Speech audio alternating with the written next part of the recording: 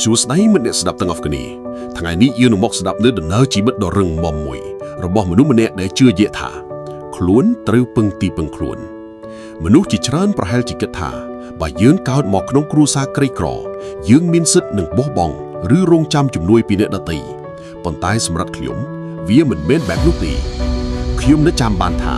កាលខ្ញុំនៅរៀនគ្រួសាររបស់ខ្ញុំខ្វះខាតយ៉ាងខ្លាំងសូម្បីតែលុយទិញសៀវភៅប៊ិចក៏គ្មានដែរជំនួសឲ្យការអង្គុយយំឬសុំជំនួយពីអ្នកដទៃខ្ញុំបានសម្រេចចិត្តរកផ្លូវដើរដោយខ្លួនឯងខ្ញុំបានរីករកវិធីទិញសៀវភៅ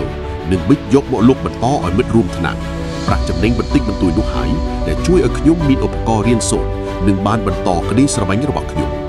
ពេលនោះហើយដែលខ្ញុំដឹងថាបើខ្ញុំមិនជួយខ្លួនឯងគ្មានអ្នកណាមកជួយខ្ញុំបានឡើយនេះគឺជាមេរៀនជីវិតដ៏ធំមួយតាំងពីវ័យកុមាររហូតមកដល់ពេលនេះខ្ញុំធំដឹងក្តីមានគំនិតជាចាស់ទុំជាងមុនក៏ដោយក៏ស្មារតីមួយនេះមិនដែលបាត់បង់ឡើយទោះត្រូវដួលប៉ុន្មានដងទៀតក៏ខ្ញុំត្រូវតែងើបឡើងដោយខ្លួនឯងឲ្យទាល់តែបាន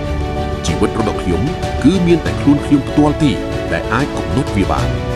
បើថ្ងៃនេះមិត្តអ្នកស្ដាប់កំពុងតែជួបទុក្ខរាយលំបាកសូមអ្នកចងចាំថាគ្មានអ្នកណាម្នាក់អាចជួយយើងបានល្អជាងខ្លួនយើងនោះទេដូច្នេះហើយត្រូវពឹងពាក់លើខ្លួនឯងឲ្យបានជីវិតរបស់យើងខ្លួនយើងជាអ្នកទទួលខុសត្រូវ100%អរគុណដល់មិត្តអ្នកស្ដាប់ទាំងអស់ដែលខំប្រឹងចំណាយពេលដែលមានតម្លៃនិងស្ដាប់រឿងរ៉ាវរបស់ខ្ញុំសង្ឃឹមថាវានឹងក្លាយជាកម្លាំងចិត្តដល់អ្នកដែលកំពុងតស៊ូគ្រប់គ្នាអរគុណជម្រាបលា